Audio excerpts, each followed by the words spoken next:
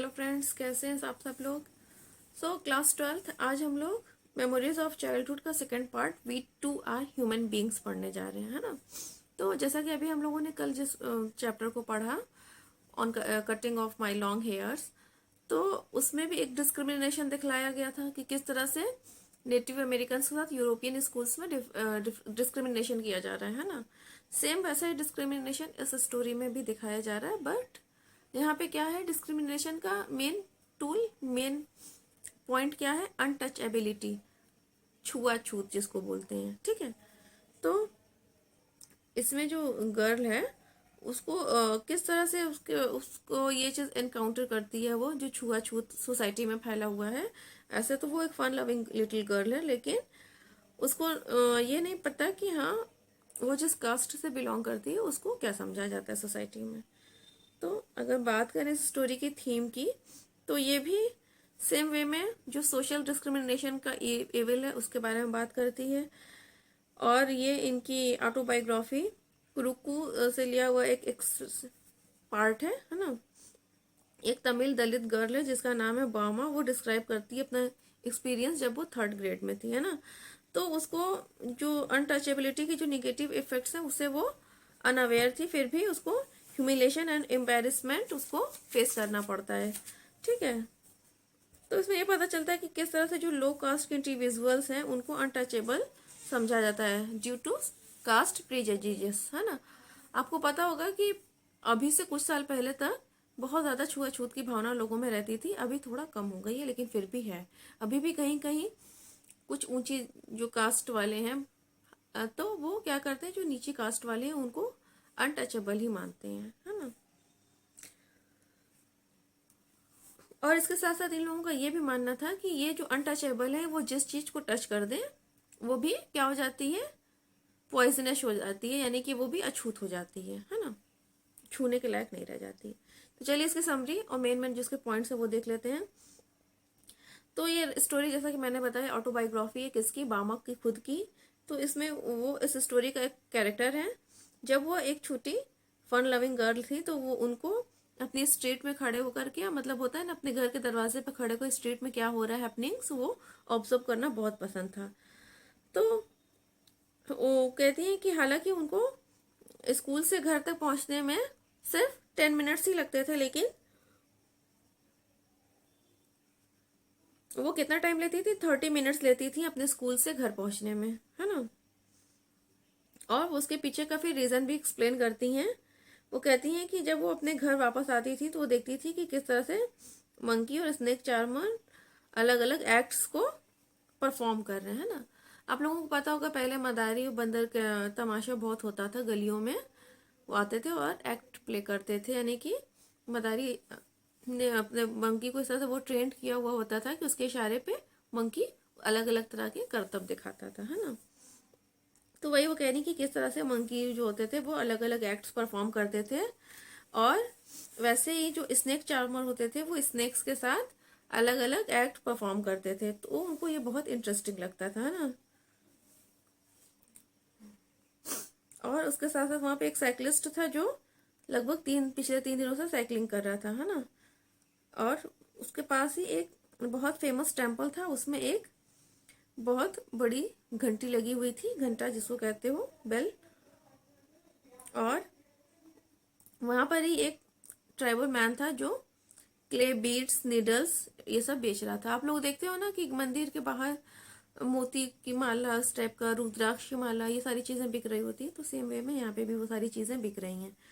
फिर वो अलग अलग तरह के स्नैक स्टॉल्स देखती है जो, और स्ट्रीट में क्या क्या हैपनिंग्स हो रही है उन सब चीजों को वो एंजॉय करते हुए तब वो घर आती है, इसलिए उसको एक्स्ट्रा 20 मिनट्स लगते हैं, है ना।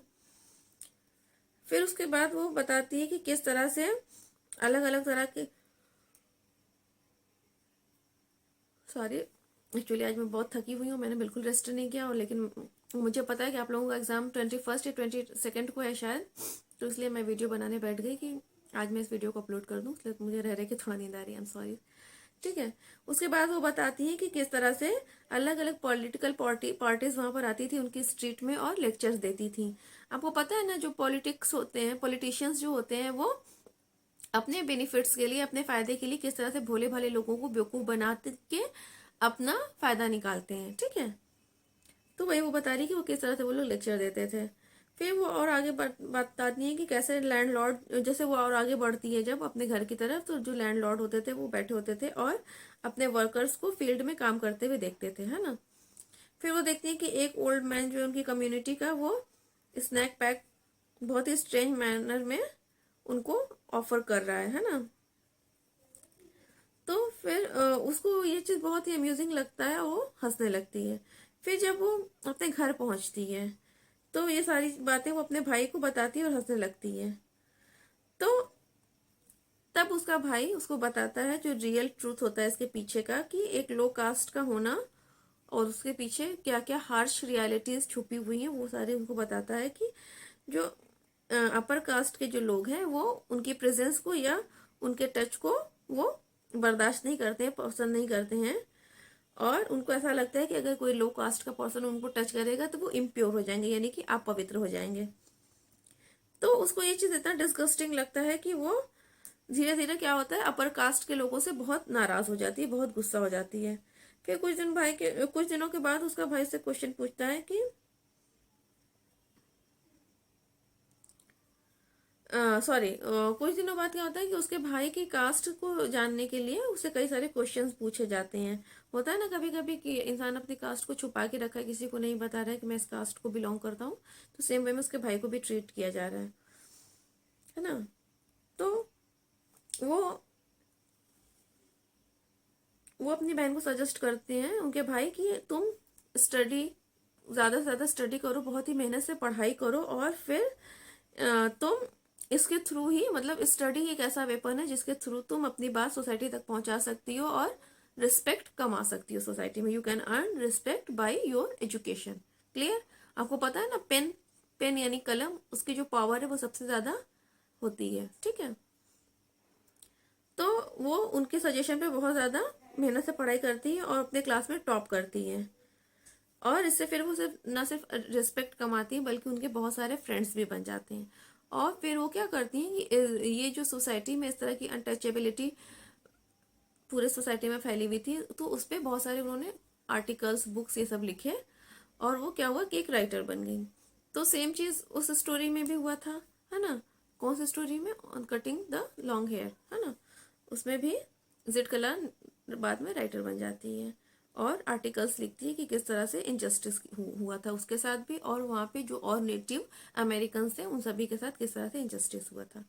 तो चलिए, स्टोरी को मैंने बहुत ही ब्रीफ में, शॉर्ट में समझाया है क्योंकि टाइम बिल्कुल नहीं है।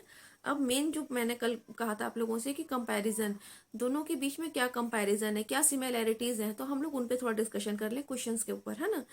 तो देखिएगा कि दोनों डिस्टेंट कल्चर से बिलोंग करती हैं, सेम टाइम में भी बिलोंग नहीं करती हैं, दोनों एक दूसरे से काफ़ी अलग हैं, लेकिन कहीं ना कहीं उनमें कुछ ना कुछ चीज़ें सेम है, सिमिलैरिटीज़ हैं। वो दोनों एक दूसरे को कहीं ना कहीं रिप्रेजेंट कर रही हैं। किस तरह से? कि दोनों के साथ ही डिस्क्रिमिनेशन हुआ, है ना। तो ये इस पॉइंट पे आप उन दोनों का कंपैरिजन करेंगे, दोनों के कैरेक्टर में या दोनों स्टोरीज के बीच में। ठीक है, तो क्या क्या चीज़ें सिमिलर थी उन दोनों के बीच में, इस पे आप लोग को क्वेश्चन लिखना होगा। फिर इसके साथ एक क्वेश्चन ये आ सकता है कि हम जब किसी गलत नॉर्म के लिए ऑप्रेजन करते हैं, उसके खिलाफ आवाज़ उठाते हैं, तो उसकी सुनवाई होने में काफ़ी टाइम लग जाता है ना। तो दोनों स्टोरीज जो आपने पढ़ी, दोनों स्टोरीज मेमोरीज ऑफ चाइल्डहुड का जो दोनों पार्ट आप लोगों ने पढ़ा, तो इनके बेसिस पे आप बताइए कि जो इनजस्टिस है उसको हम किसी भी फॉर्म में टॉलरेट नहीं कर सकते, और इवन कि जो बच्चे हैं वो भी इनको नोटिस करते हैं। तो इनकी लाइट में आपको बताना है कि ऐसा क्यों है। तो दोनों ही बच्चे जब छोटे थे, यानी कि जिटकला भी और बामा भी, तो दोनों ही जब छोटे थे तो उन्होंने उस चीज को फेस किया, है ना। तो यहाँ पे भी आपको दोनों की सिमिलरिटीज को कंपेयर करना है। फिर यहाँ पे एक चीज ये पूछा जा सकता है क्वेश्चन कि जो बामा का एक्सपीरियंस था वो कास्ट सिस्टम का डिस्क्रिमिनेशन था, और जेड कलर का क्या था, वो पूरा एक नेशन का ही, पूरा नेटिव सिस्टम का पूरा वो डिस्क्रिमिनेशन हुआ था उसके साथ, है ना। तो जिट कला ने जो डिस्क्रिमिनेशन फेस किया उसमें और बामा के डिस्क्रिमिनेशन में क्या कुछ सिमिलरिटीज थी या क्या डिफरेंसेस थे, और आपको क्या लगता है कि उन दोनों को क्या करना चाहिए था उस टाइम उसको ऑप्रेस करने में, यानी कि उसके अपोजिशन में। ठीक है, और उनके रिस्पॉन्स जो थे क्या वो जस्टिफाइड थे। तो इस तरह से 2-3 पॉइंट्स को मिक्स करके क्वेश्चन बनेंगे, है ना। एग्जैक्ट क्वेश्चन मैं इसलिए नहीं बताती हूँ क्योंकि मैं पूरा जो कहानी का जो जस्ट होता है मैं उसके अकॉर्डिंग आपको क्वेश्चंस बताती हूँ कि इस पॉइंट पे इस तरह से क्वेश्चंस बन सकते हैं। बताने को तो मैं 2-3 क्वेश्चन आपको ऐसे ही बता दूं, लेकिन मेरा मोटिव ये होता है कि मेरे स्टूडेंट्स को ये समझ में आ जाए कि हाँ स्टोरी के किस किस पॉइंट पे किस तरह से क्वेश्चंस पुट ऑन किए जा सकते हैं। Clear. So friends, best of luck. बहुत अच्छे से पढ़ाई कीजिएगा बट बिना किसी प्रेशर के। और जैसा कि मैंने कहा था, मैं लेटर का भी एक वीडियो जल्द से जल्द प्रोवाइड कराती हूँ, हो सकता है तो कल ही मैं प्रोवाइड करा देती हूँ आप लोगों को, ताकि आप लोगों का उसके ऊपर जो भी डाउट हो वो क्लियर हो जाए। ओके, चलिए मिलते हैं नेक्स्ट वीडियो में, तब तक बाय बाय।